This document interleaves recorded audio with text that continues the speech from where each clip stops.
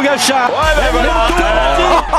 Attaque de Marlou. C'est n'importe quoi, merde. Oh mais qu'est-ce qu'il fait lui? Tadej Pogačar a perdu ce Tour de France 2023.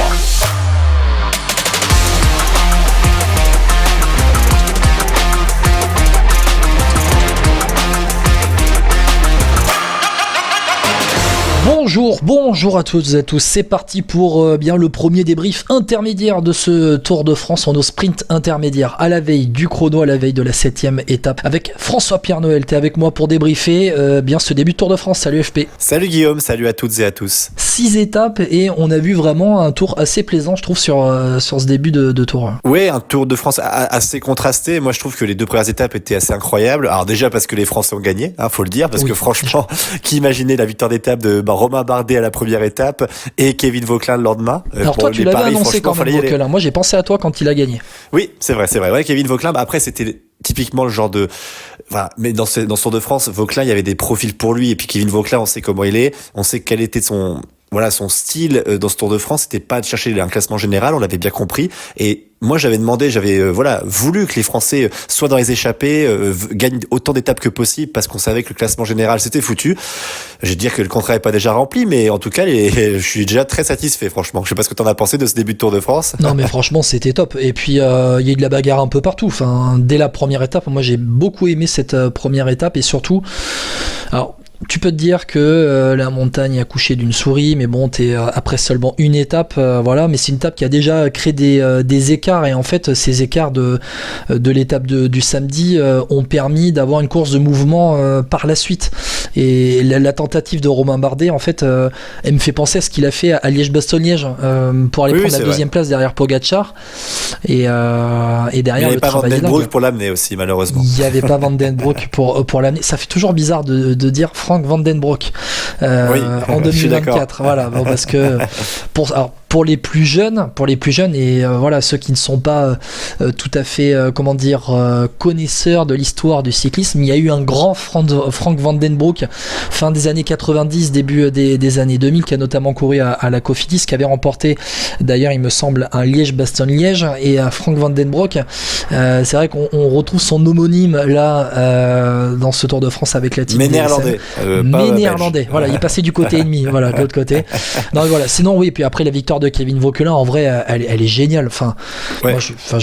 J'aimerais juste revenir, sur Bardet, excuse-moi, je te coupe, mais sur Romain Bardet, moi, ce qui m'a plu dans cette étape, c'est déjà le fait que ça soit un travail d'équipe. Tu vois, souvent on parle du cyclisme comme un sport un peu, solitaire évidemment, mais on connaît le sprinter, qui gagne, mais il gagne pas tout seul. Normalement, il y a son poisson pilote un peu aujourd'hui, mais même ça se perd un petit peu. On voit Pogačar, Vingegaard, souvent on dit il peut gagner le Tour de France tout seul. Et là, ça m'a fait plaisir de voir Romain Bardet qui attaque, qui prend des initiatives, mais avec une stratégie. Et puis, on voit un Frank Van Den Broek qui est là depuis le début de l'échappée et qui se met minable pour Romain Bardet. Et honnêtement, voilà, je dis pas que il la vole l'étape, mais oui, l'histoire est belle. Mais je veux dire, Frank Van Den Broek me paraissait presque meilleur que Romain Bardet sur les derniers mètres de cette course, tu vois. Donc voilà, mais l'histoire est magnifique. Premier maillot jaune sur le Tour de France pour Romain Bardet, troisième victoire d'étape, je crois, sur le Tour, si je me trompe pas. Voilà, donc c'était magique, quoi. En plus, ce qui est énorme, c'est que quand tu connais son historique avec le Tour de France, lui qui a longtemps chassé le classement général, qui a fait des podiums, là, quand tu le vois seulement remporter sa 4e victoire d'étape sur le Tour de France, il y a 2015, 2016, 2017 et 2024, donc lui qui a déjà remporté le maillot à pois en 2019, mais il a longtemps couru après ce maillot jaune sans l'avoir, parce qu'il a longtemps en fait couru pour le général, et là il s'est dit je viens sans réelles ambitions, sauf avec l'ambition en fait avec comme seule ambition en fait de gagner une étape. Il le remporte dès le début, et il y a tout un truc, il a annoncé en plus sa retraite avant, la retraite qui arrivera au Dauphiné l'année prochaine, donc en fait il est là en mode maintenant YOLO, quoi, tu vois, je vais profiter. Et tu sentais sur le dernier Tour d'Italie ses propos, tu te dis mais en fait il va prendre sa retraite, il est au bout du rouleau, même mentalement il y a un ressort qui s'est cassé, et peut-être que le fait d'avoir annoncé sa retraite, ça a un peu tout libéré, parce que là en fait il tente, et puis il voit bien, après il tente aussi, il attaque à 50 bornes de l'arrivée, à un moment où tu te dis on va pas lancer la course, on va pas le suivre tout de suite. Il y avait un gros tempo qui avait été mis en route, notamment par UAE, mais il attaque au bon moment. Je trouve que tactiquement tactiquement et dans la tête, c'était le coup parfait, quoi. Ouais, exactement. Puis en plus, ça commence. Il y a ce côté un peu décomplexé. Il a toujours eu ça. Romain Bardet sur les classiques, il a souvent tenté. Ça a très rarement marché parce que je compte Liège comme quoi ça a marché parce qu'il finit quand même deuxième derrière un monstre. Donc voilà, compliqué de faire mieux. Mais c'est vrai qu'on le voit sur la plupart des classiques. Hein.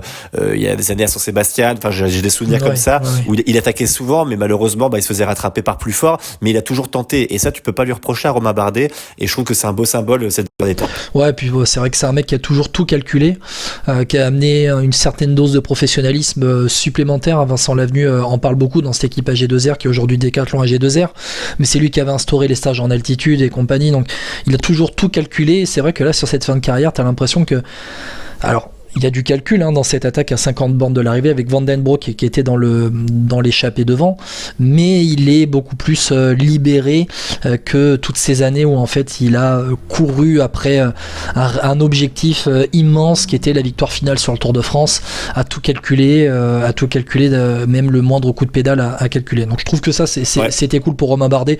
Ça valait le coup quand même de dire un petit mot sur lui parce qu'en vrai on s'est vraiment régalé. Et puis Kevin Vauquelin, enfin moi je trouve que la victoire à Bologne en plus, le cadre est magnifique, il y a tout. C'est, alors je sais plus quelle course en Italie, quel classique en Italie, c'est le Grand Prix d'Émilie, c'est le Grand Prix d'Émilie-Romagne. Grand Prix d'Émilie-Romagne avec l'arrivée là-haut, enfin c'est sublime. Et puis Vauquelin, là encore tu te dis, t'en parlais en fait avant le Tour de France, on se dit quoi, on se dit Kevin Vauquelin, il a fait des top 10, je te l'ai dit, je me rappelle en plus te l'avoir dit, il a fait des top 10 cette année en World Tour. Est-ce qu'il va pas tenter de quelque chose au général? Bon en fait top 10 en World Tour, ça veut dire qu'il a les jambes, il a ce qu'il faut quand même pour aller gagner une victoire d'étape sur le Tour de France, où là en fait c'est un cran supplémentaire.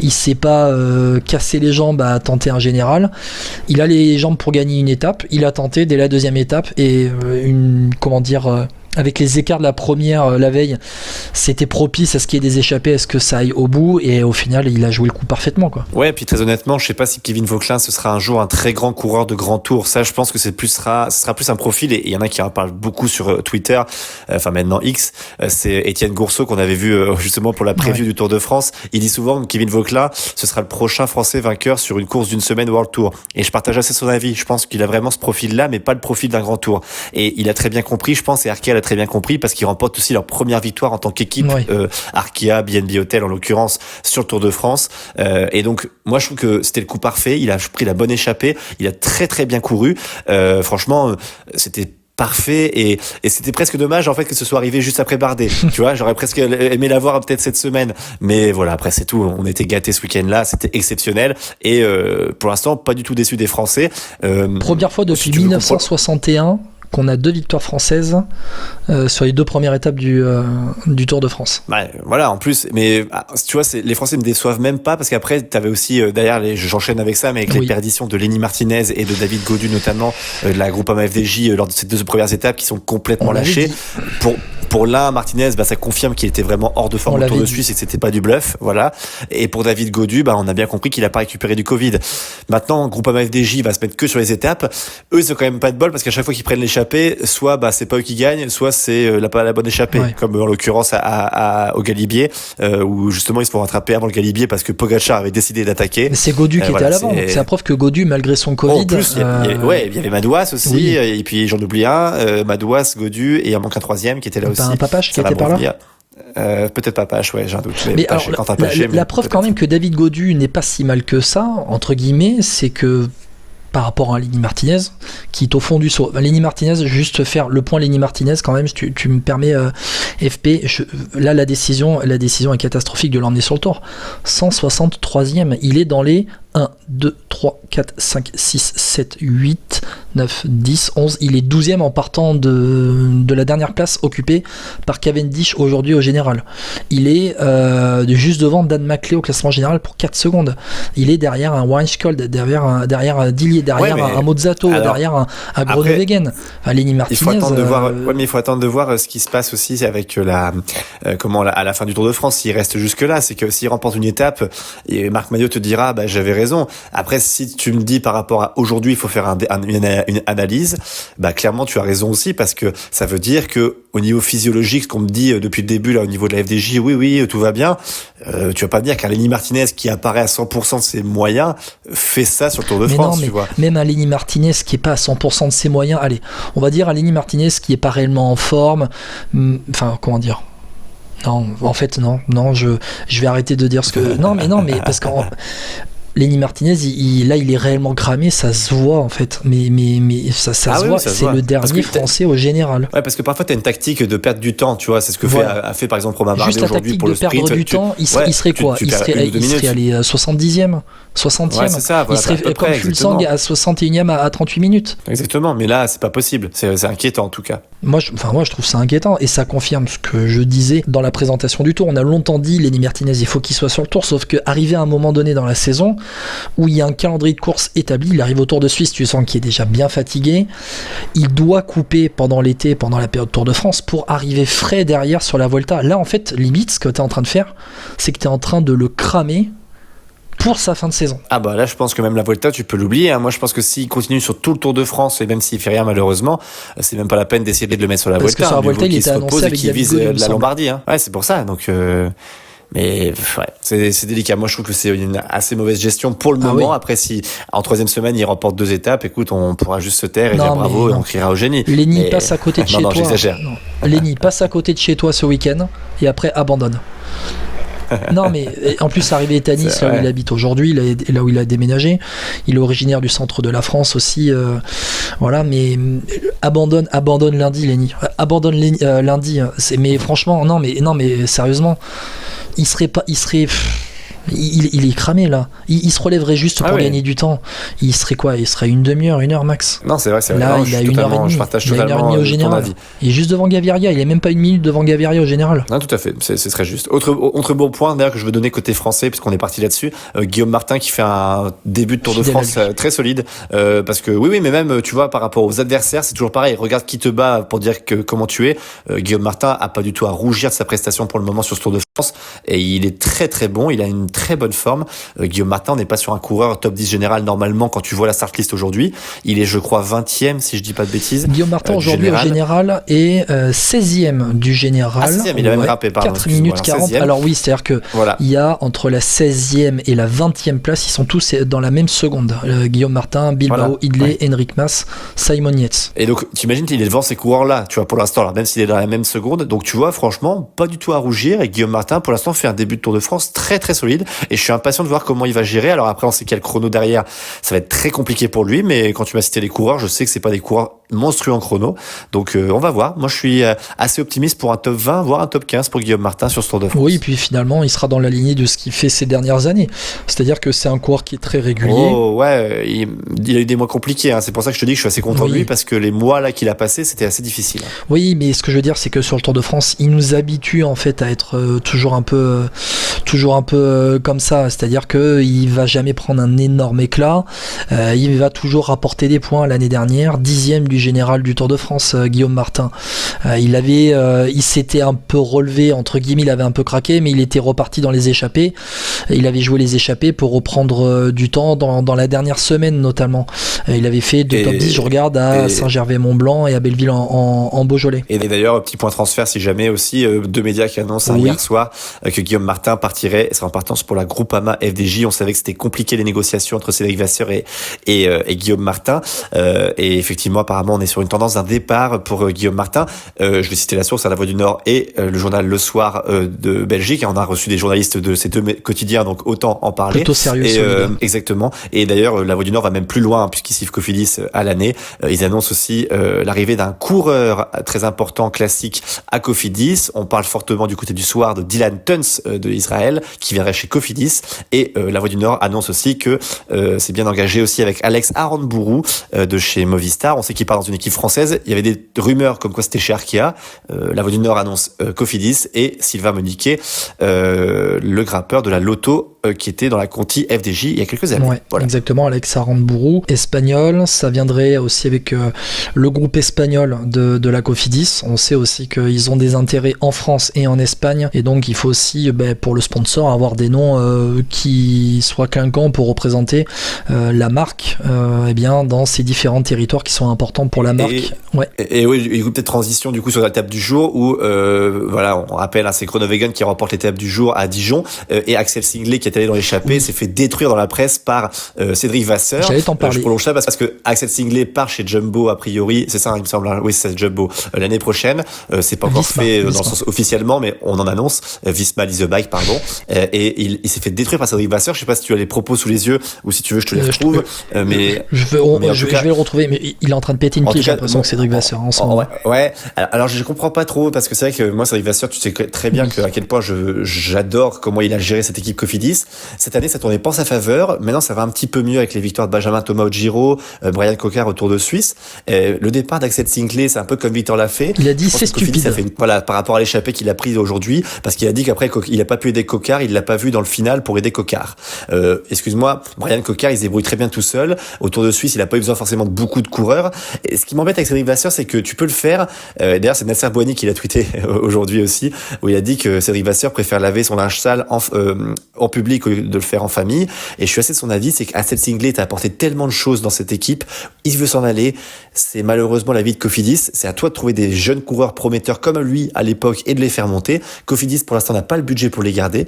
Il faut savoir qui tu es pour être une bonne équipe aussi. Il faut pas se voir plus haut. Je comprends l'ambition de Cédric Vasseur. Ouais, mais tu sais, ça fait un peu celui qui se fait jeter par son ex et qui est un peu qui la mauvaise, qui la mauvaise quoi, tu vois. Et d'ailleurs, mais ce que je veux dire, c'est que pas besoin de le faire en public, autant être classe et puis montrer aux coureurs qui veulent te rejoindre. Écoutez, vous avez vu, en exemple, voilà, j'ai pris à l'époque Victor Lafay, Axel Sinclair, ils étaient des jeunes coureurs très prometteurs, mais pas pour les grosses équipes. Ils sont venus chez nous. Aujourd'hui, regardez où ils sont. Ça fait une super pub. Autant être classe dans ces moments-là. Pourquoi commencer à faire des choses comme ça? D'ailleurs, Victor Lafay qui n'a toujours pas roulé cette année, qui a des gros problèmes au genou, ça va mieux, ça va revenir. Cédric Vasseur, Axel a eu un spasme, je ne sais pas ce qu'il a eu. On n'avait pas du tout prévu de mettre un coureur à l'avant. On rappelle qu'il est parti en début d'étape avec Jonas Abrahamsen. C'est stupide d'aller à l'avant quand on a un sprinter comme Brian Coquard. J'aurais plutôt attendu Axel dans le final pour aider Brian, et on ne l'a pas vu. On va lui demander des explications, donc a dit Cédric Vasseur au micro de RMC Sport notamment. Pour le message, j'appelle Cédric Vasseur à la retenue et de faire ce qu'on aime chez lui, c'est-à-dire sa franchise certes, mais en étant malin dans ses recrutements. Avec de l'analyse. D'avoir raté son recrutement 2024 ne fait pas de lui un mauvais directeur sportif, comme je peux lire parfois sur les réseaux sociaux. Tout va très vite et il faut pas oublier quand même où était Cofidis quand il est arrivé. Voilà, c'est juste mon message aussi. Et pour conclure, la parenthèse, en tout cas la partie des Français qu'on avait prévu plus tard, mais finalement vu qu'on est parti dessus, on a continué sur ça. Revenir sur David Gaudu rapidement.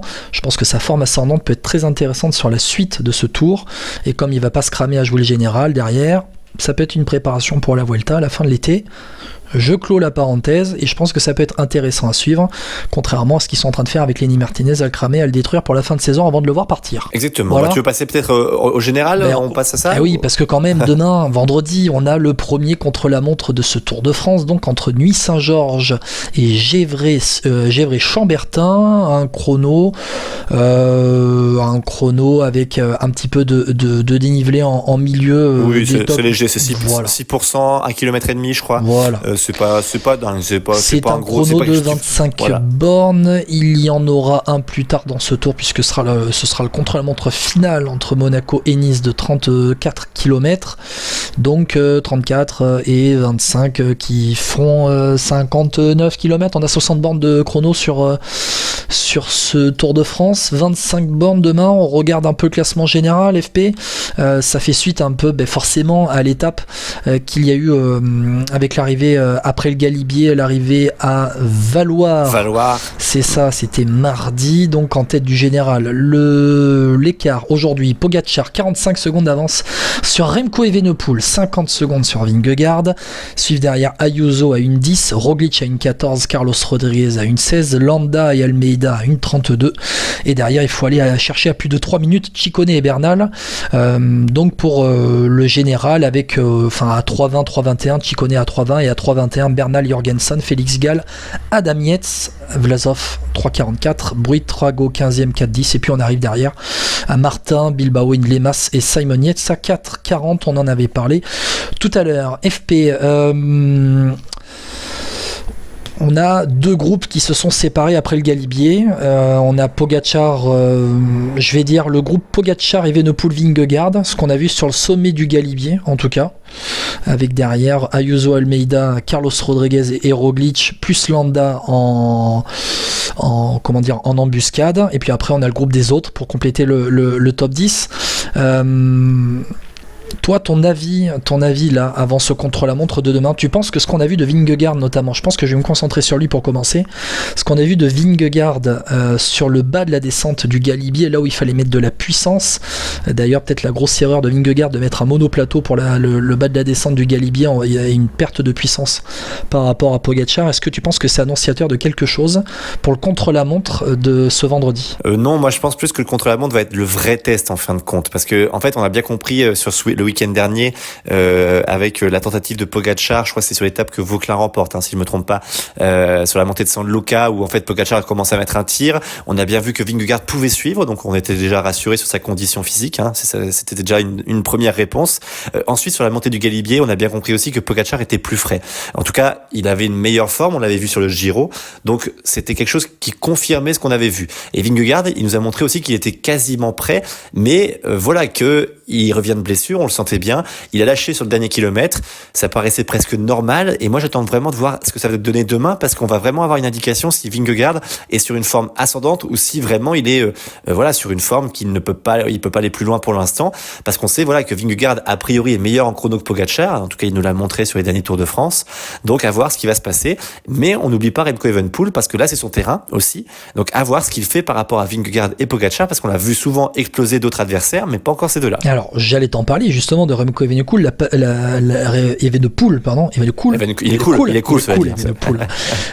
passe décisive, c'est que finalement, il est un peu là dans l'ombre des deux mastodontes.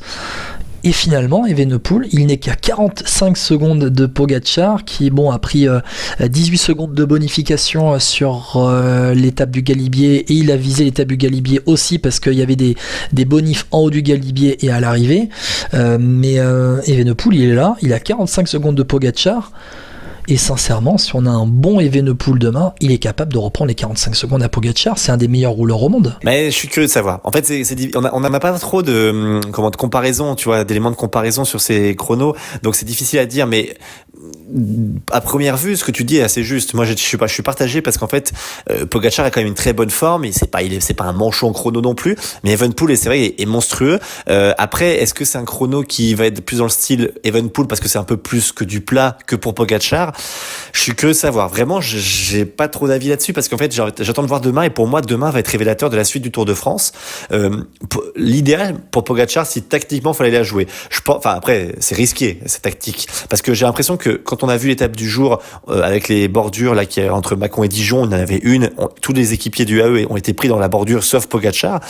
Ça montre bien que UAE a quand même un défaut, c'est que cette équipe, comme je disais, en haute montagne, ça va très bien. Dans le reste du Tour de France, c'est compliqué. Est-ce que tu penses pas que l'idéal serait de lâcher ce maillot jaune, tu le laisses à Evenepoel, pas trop de temps non plus, et Evenepoel, tu sens bien qu'en haute montagne, c'est quand même limité. Donc la troisième semaine, si Pogačar est au même niveau, je suis pas trop inquiet pour lui. Après, c'est une tactique risquée, ce que je te dis, mais ça permet à UAE d'être tranquille et de pas avoir le problème du maillot jaune. Moi je pense qu'il ne faut rien lâcher. Et maintenant le Tour de France est parti, que tu ne sais pas ce que ça va donner pour Vingegaard. Est-ce qu'il va réellement gagner de jour en jour, ou alors il va payer son manque de fraîcheur plus tard?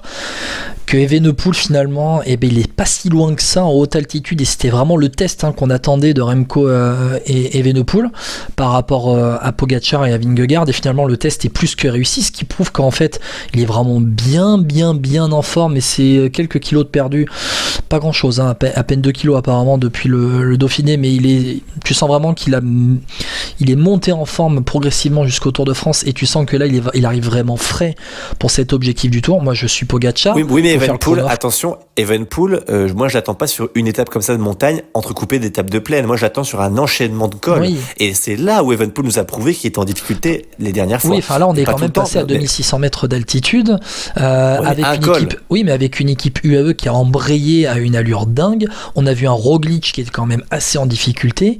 Là où Evenepoel, eh ben ok sur l'accélération de Pogačar, il a lissé son effort plutôt, mais derrière il a quand même, je trouve, bien géré son effort et c'était le troisième oui. larron au sommet du Galibier quand même. Ah, tout à fait. Mais de toute façon, en fait, on s'est bien rendu compte des forces, et tu l'as bien résumé tout à l'heure, c'est qu'en fait, on a un trio pour ce podium. Et pour moi, le podium, il est là. C'est vrai qu'on mettait Roglic, mais Roglic, il est très, très décevant. Franchement, je suis assez déçu de lui. Malheureusement, je pense que là, son tour est passé. On se demandait justement, avec Étienne, lors de la preview du Tour de France, que vous pouvez écouter en podcast si vous voulez, pour voir si on avait des bons pronos sur Apple Podcast, Pour podcast ressortir Addict, les YouTube, dossiers etc. derrière. Exactement. Mais en tout cas, moi, je trouve que Roglic, voilà, très décevant, mais ce trio-là, s'il n'y a pas de problème et si il n'y a pas de chute, a priori, on a le trio du Tour de France. On a le podium, Pogačar, Vingegaard, Evenepoel, à savoir dans quel ordre. Mais Evenepoel, je le mets toujours un cran en dessous quand même de Vingegaard et Pogačar parce que sur les montées sèches et pour comment il répond aux attaques, il a quand même du mal. Il peut lisser son effort, mais ça marche pas, ça, je trouve. Pas tout le temps, en tout cas. Alors, il y a une donnée qu'il faut mettre en avant, je pense qu'avant le chrono de demain, c'est le chrono qu'a fait Pogačar sur le Tour d'Italie cette année. On rappelle que le Tour d'Italie, il l'a remporté, que face à lui, il y avait quand même un Pipo Ganna, qui est plutôt spécialiste en la matière, chrono très plat, avec même quasiment un delta négatif en termes de dénivelé, une trentaine de bornes, à peu près pareil que ce vendredi,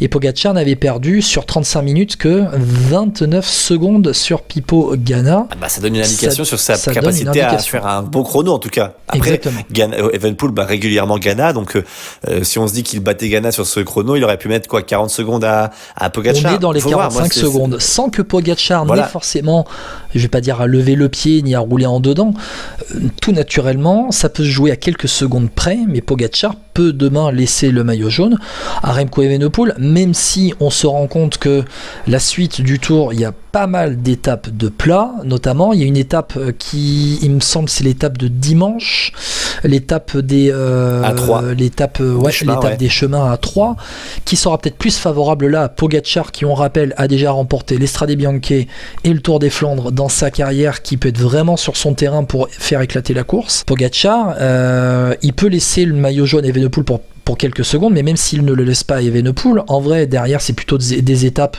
pour les sprinters. Ah oui, c'est clairement ça. Et en fait, c'est que le Tour de France, il est étrangement fait cette année. Alors après, on aime, on n'aime pas. C'est vrai qu'il faut quand même avouer que les étapes de plaine, pour l'instant, il n'y a même pas d'échappée ou très peu. Globalement, on se fait chier, on va pas se cacher, tu vois. À part les sprints, à part la victoire de Cavendish, on y reviendra tout à l'heure. Mais je veux dire, à part ces sprints, où ce qui est bien, c'est que le niveau est tellement homogène qu'on a à chaque fois un sprinter différent qui gagne, ce qui est positif. J'en parlerai tout à l'heure. Mais je veux dire, globalement, les étapes sont chiant à mourir, et ça fait très longtemps que je dis pas ça sur le Tour de France. Tu sais, les étapes vraiment qui servent à rien, quoi. Enfin, tu vois ce que je veux dire, à part juste à passer d'une région à l'autre, parce que vraiment il s'y passe rien. Alors après, autant on a eu un week-end spectaculaire, qu'il faut des étapes où on se repose un peu, je dis pas le contraire. Franchement, les deux étapes de plaine qu'on a eues là, qui étaient tout en plat. Lundi surtout. Je sais pas lundi, toi, mais lundi, Torino, 230 bornes. C'était terrible. C'était la première journée que je peux vraiment me poser pour regarder le Tour. Je tapais 230 bornes où il s'est rien passé. Je te jure, c'était l'enfer. Bon, juste magnifique victoire de Guermay, on en parlera tout à l'heure. Mais c'est vrai que, alors, est-ce que c'est la fin des échappées publicitaires? On a vu ça sortir aussi aujourd'hui. On va en parler tout à l'heure. Juste pour conclure un peu sur cette partie des favoris, avant le chrono, toi, si aujourd'hui on doit faire un état des lieux de ce Tour de France, tu penses que la hiérarchie elle est figée maintenant? Elle est figée, on va dire que par rapport à ce que j'ai vu depuis le début du Tour de France, les places sont logiques, quoi. Je veux dire, non, je mettrais quand même Vingegaard, parce que je crois que Vingegaard est derrière Evenepoel. Oui, 5 secondes je changerais juste, ça, mais à part ça, le podium pour moi il est fait, ouais. Il y a juste un point, on va terminer sur les favoris avec ça, c'est les UAE. La scène entre Ayuso et Almeida sur le sommet du Galibier là, avant que Pogačar n'attaque, est-ce que c'est pas un peu ce dont tu parlais? Alors, est-ce que tu en parlais en off ou on en parlait pendant le podcast de présentation du Tour, où c'est Étienne qui en parlait, comme quoi il y avait quelques dissidences, en tout cas chez les lieutenants de Tadej Pogačar. Oui, c'est Étienne qui a rebondi là-dessus, ouais. Je sais Bon, c'est dans le feu de la course, mais quand tu vois, alors je sais plus si c'est Almeida ou Ayuso l'un envers l'autre, qui lève les bras, qui fait des grands gestes alors qu'ils sont à 20 bornes, à 20 km/h dans le galibier sur le sommet, ce qui est totalement dingue. Je me suis dit à un moment donné, un des deux, ils veulent pas se cramer pour se garder une chance au général. Ah mais c'est totalement ça, et c'est ça qui est dramatique, c'est qu'en fait, quand tu recrutes des leaders qui vont te rouler pour un super leader, on va dire, bah t'as forcément des problèmes d'ego, et ça j'étais d'accord avec Étienne. UAE c'est typiquement les problèmes qu'ils doivent gérer, et c'est pour ça que Visma Lease the Bike, au final, même s'ils ont des gros égos aussi, on sait, ils ont un Wout van Aert par exemple, bah c'est quand même un peu mieux équilibré qu'UAE au final. Et c'est pour ça que je pense que la meilleure équipe est Visma Lease the Bike. Et ce n'est pas UAE. Parce que la meilleure équipe, c'est pas forcément celle qui a les meilleurs coureurs. Tu vois ce que je veux dire? Alors en haute montagne, c'est clair, mais aujourd'hui en bordure, par exemple, prenons l'étape de Mâcon-Dijon du jour, si la bordure va au bout, ah bah UAE, t'auras beau avoir eu la meilleure équipe et des très bons rouleurs, qu'est-ce que tu fais? Tu vois, t'as Pogacar tout seul. Même un Nils Pollitt n'était pas dans le premier groupe où il y avait 50 coureurs. Non, Nils Pollitt, tu vois, c'est donc Tim c'est pour Wellens, ça. Je pense que UAE sur un terrain défini, donc la haute montagne, oui, c'est la meilleure équipe du monde, c'est évident. Et ils ont 3-4 coureurs qui peuvent être leaders dans des équipes World Tour. Donc c'est évident. Mais je veux dire, sinon, à part ça, en termes d'équilibre, c'est un peu comme si t'avais, tu sais, c'est comme dans les jeux vidéo, quoi. Quand t'as les meilleurs coureurs, tu les mets tous dans la même équipe sur le Tour de France parce que tu dis, ouais, je vais gagner le Tour. Sur un jeu vidéo, ça marche. Dans la réalité, c'est tout autre, quand même. T'as l'ego qui alors on rappelle que Ayuso a fait podium au Tour d'Espagne, que Almeida a fait podium au Tour d'Italie, que Adam Yates, qui est un cran en dessous des deux, a fait podium au Tour de France. Donc ils sont là pour travailler pour Pogacar. Ils ont tout fait péter, et sans doute que dans la 3e semaine, ils seront présents aussi pour travailler pour Tadej Pogacar. Maintenant, aujourd'hui, on a bien vu que Pogacar pouvait quand même se débrouiller tout seul. Parce que c'est quand même un très bon classic man. Quand tu remportes le Tour des Flandres, t'es capable de travailler tout seul à un moment donné. Oui, mais la course escalée, il suffit que tu crèves, tu vois, que tu dérailles, t'as beau être un classic man, tu rentres pas tout seul. Enfin, je veux dire, tu vois, il y a des choses là comme ça, si tu te mets en danger pour rien, en l'occurrence. Et quand t'es une équipe comme UAE, t'as pas le droit, avec le budget qu'ils ont, de me dire que... Est-ce que ça peut être un simple avertissement? Là, on se dit, c'est bon. Tu sais quoi? On a fait l'erreur. Oui. Allez, c'est bon. Il y a pas de danger. C'était à 80 bornes de l'arrivée. On n'a pas pris un éclat. On a tous terminé dans le même temps. Ouais. Ok, Après, la prochaine fois que ça va arriver, parce que là, l'étape de Nîmes au début de la 3e semaine, entre Gruissan et Nîmes, là, ça y est, UAE, ils vont arriver avec une pancarte énorme. Si le tour n'est pas plié dans les Pyrénées, ils peuvent prendre un tir énorme si ça se passe comme aujourd'hui. Parce que là, à Nîmes, au bord de la Méditerranée, c'est clairement une étape faite pour les bordures. Donc, bon, après, voilà, le tir, ils l'ont pas pris aujourd'hui, certes, mais oui. Je suis d'accord avec toi, c'est un avertissement. Après, c'est toujours pareil, l'avertissement, il vient pas de nulle part non plus. Donc, s'ils ont rien d'ici là, tant mieux pour eux, mais ça indique quand même quelque chose. Moi, j'attends ce week-end-là quand même. On va avoir le premier chrono. Est-ce que ça va mettre Vingegaard peut-être à plus d'1 minute de Pogacar si ça confirme ce qui s'est passé dans le Galibier? L'étape de dimanche, elle est importante. Je sais pas quelle météo est annoncée à Troyes, là-bas dans le centre de la France, à la veille de la première journée de repos, mais l'étape des chemins peut provoquer d'énormes dégâts.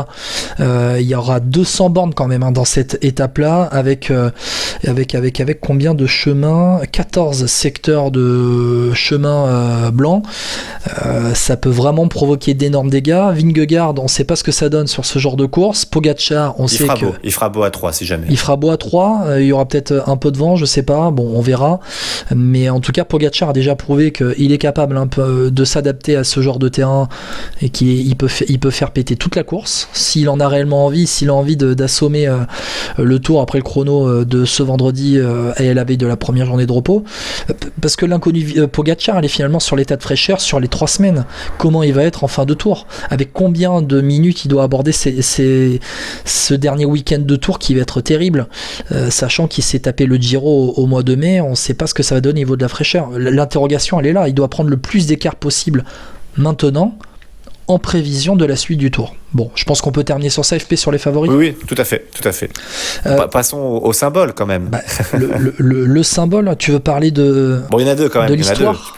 Oui, il y en a deux quand même. Deux histoires, magnifiques. On prend chronologiquement ou on prend d'abord le record? Bon, prenons quand même le record, c'est quand même ça qui est quand même marquant. On va parler des sprinters, vous l'avez deviné avec la victoire de Mark Cavendish, donc, qui s'est imposé ce mercredi, c'était à Saint-Vulbas, entre Saint-Jean-de-Maurienne et Saint-Vulbas. 35e victoire victoires, si je me trompe pas, si le compte est bon. 35e victoire de Mark Cavendish. Il bat le record d'Eddy Merckx.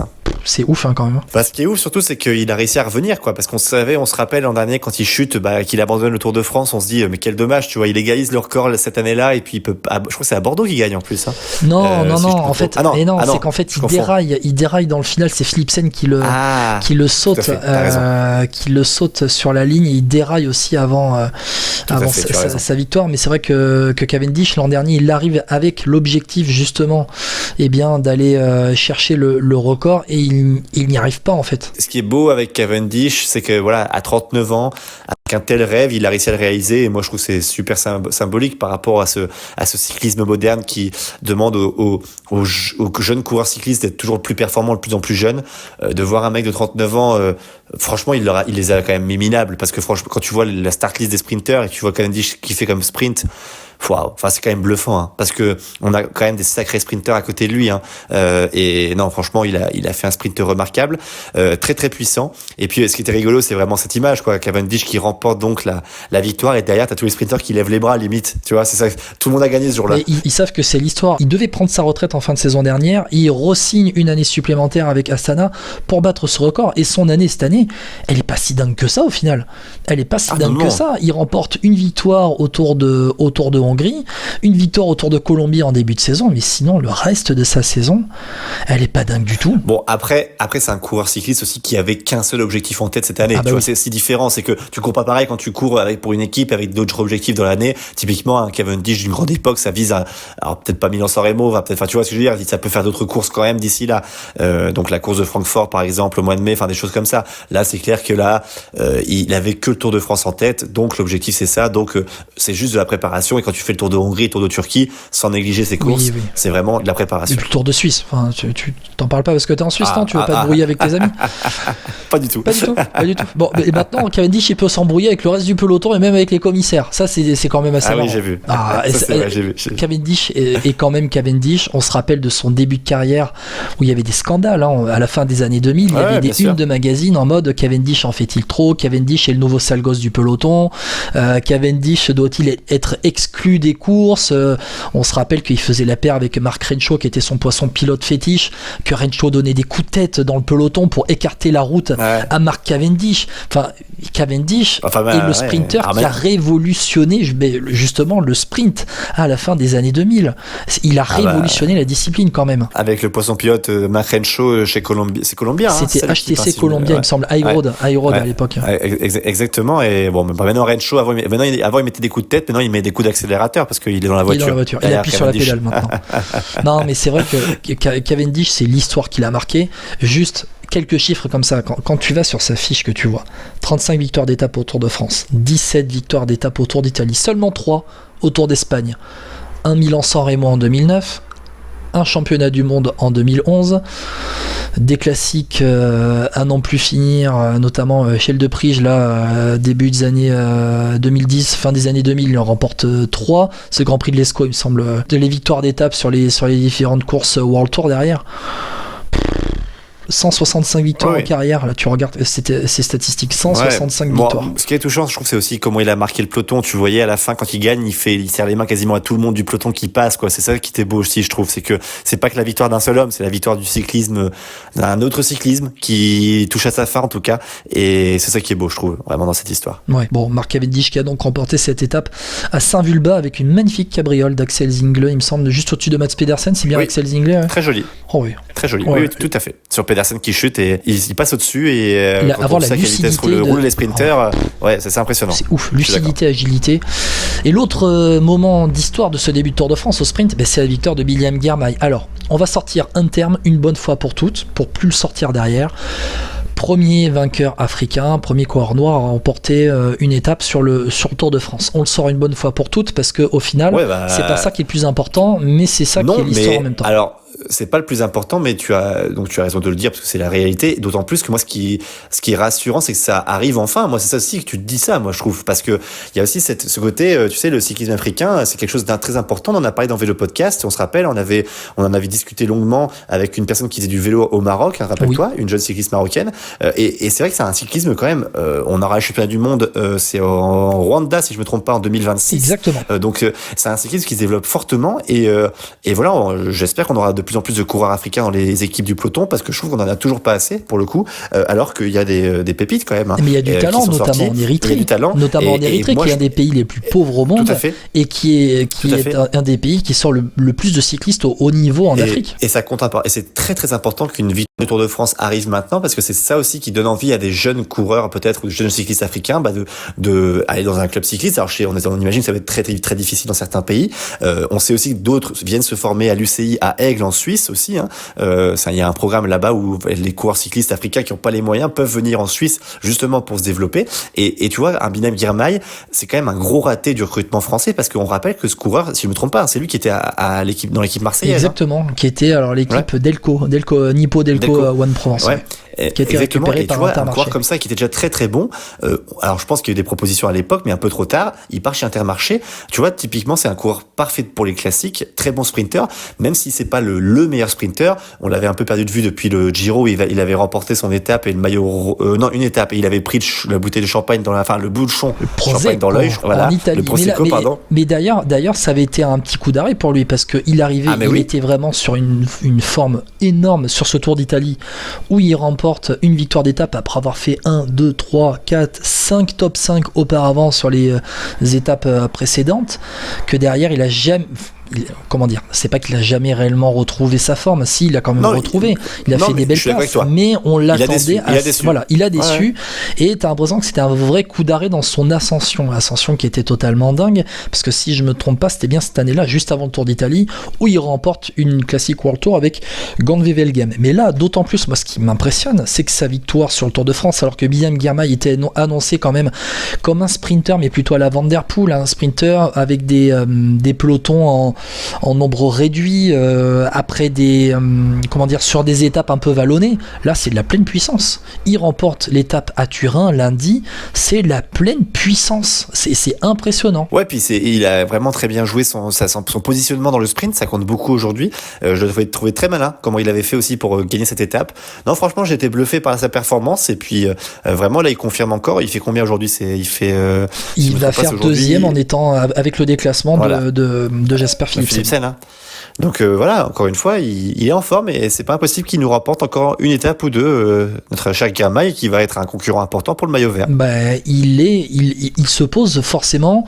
Aujourd'hui, quand tu regardes le classement du maillot vert, on arrive en fin de première semaine, il se pose comme le principal concurrent de Mats Pedersen, qui est à la deuxième place de ce classement par points, où entre les deux, il y a 38 points d'écart entre Mats Pedersen et Binem Girmay. Girmay, qui est capable de faire top 3, top 5 à toutes les étapes au sprint et qui est capable d'aller gratter les points à gauche à droite aussi. Ouais, parce que lui il a un peu le style Peter Sagan où il grimpe pas si mal que ça, en tout cas il grimpe mieux que certains sprinters, donc c'est un coureur qui peut prendre les échappées, c'est pas impossible de ramasser quelques points au passage. Clairement un des favoris pour le maillot vert sur cette année 2024 et c'était pas forcément attendu parmi les favoris 3 étoiles dans ce début de Tour de France où c'était plutôt Jasper Philipsen qui était attendu, lui qui a été déclassé aujourd'hui, déclassé très logiquement après les plaintes de Wout van Aert.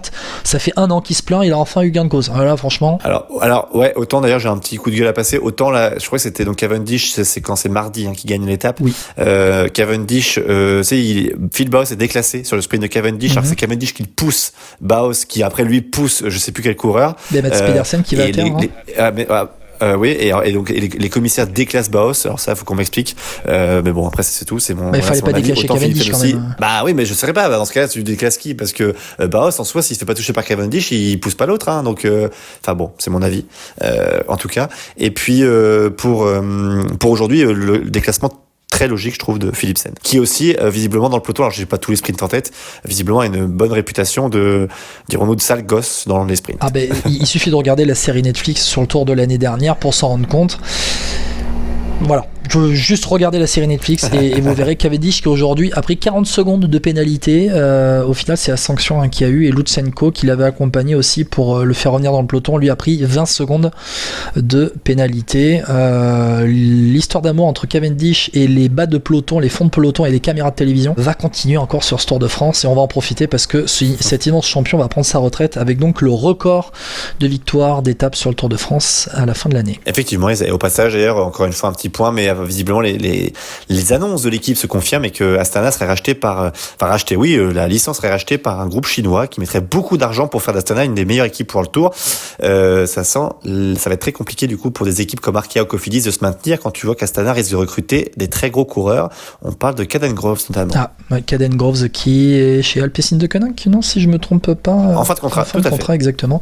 Après, bon, voilà, juste on va terminer sur ça, on va terminer ce podcast sur ça, c'est que la Chine lorgne sur le cyclisme. Ils ont une équipe en continental qui est la China Glory, il me semble, une équipe continentale, objectif World Tour, sans réellement pouvoir accéder au World Tour, donc avec cette obligation de monter de division en division. S'ils rachètent une licence directement d'une équipe World Tour, Astana, alors ça simplifie le problème. Ça simplifie le problème. On rappelle que le Kazakhstan est à la frontière avec l'Asie, que la Chine n'est pas très loin, qu'il y a des intérêts économiques. L'équipe Astana a beaucoup moins d'argent qu'avant et souffre beaucoup financièrement. Donc de toute façon, je pense que c'était aussi un besoin évident. Et en danger de relégation également. On rappelle que c'est en fin de saison prochaine qu'il y aura les relégations avec ça va être chaud. Ces 3 ans, ce délai de 3 ans, cette période de 3 ans, donc pour définir les montées et descentes en World Tour. Ouais, ça va être chaud, très très chaud, entre 5-6 équipes, ça va pas être évident. FP, ton prono, allez, pour demain, pour le chrono, tu veux te lancer ? Oui, alors moi je suis d'accord avec toi, Evenepoel pour moi quand même favori, et par rapport à ce qu'il a vu, ce que j'ai vu de ce coureur depuis son début de carrière, Evenepoel, et puis je mettrais, dans l'ordre du podium, c'est passerait pas l'ordre du chrono, mais je mettrais Evenepoel, Pogačar, Vingegaard. Evenepoel, Pogačar, Vingegaard, sur le chrono ou au général demain soir ? Non, au général. Evenepoel, Pogačar, Vingegaard. Moi je pense que Pogačar va garder le maillot jaune pour quelques secondes sur Evenepoel, que Vingegaard sera plus d'1 minute de Pogačar demain soir, sachant que Pogačar a une revanche à prendre sur le chrono de l'année dernière sur Jonas Vingegaard, et je pense que ça il l'a bien en tête. Après quand tu regardes les autres qui sont capables de briller sur le chrono, t'as forcément Ayuso et Almeida, Stefan Bisseguer, Bruno Armirail, on va voir ce que ça va donner, Wout van Aert aussi, qui pourront briller sur ce chrono. FP, je te remercie beaucoup d'avoir été avec moi pour ce podcast. On se retrouvera en début de semaine prochaine, au début de la 2e semaine, pour faire le point sur ce Tour de France qui s'annonce haletant. Bon, c'est cool quand même. Bah oui, c'est cool, on a impatient de voir ça, puis on espère des victoires françaises. Vive le Tour, vive le cyclisme en vélo podcast. On rappelle les podcasts sur la chaîne YouTube, en audio sur les plateformes de streaming FP, Deezer, Spotify, Apple Podcast principalement, et puis sur toutes les bonnes plateformes. Vous nous référencez, 5 étoiles, ça nous aide, et puis sur YouTube, vous vous abonnez à la chaîne. L'objectif des 1000 en fin de saison, ça peut être cool aussi. On essaie de vous répondre au maximum dès que vous envoyez un message. Of course, my dear. Allez, bise, ciao, à très bientôt dans Vélo Podcast. Ciao à tous.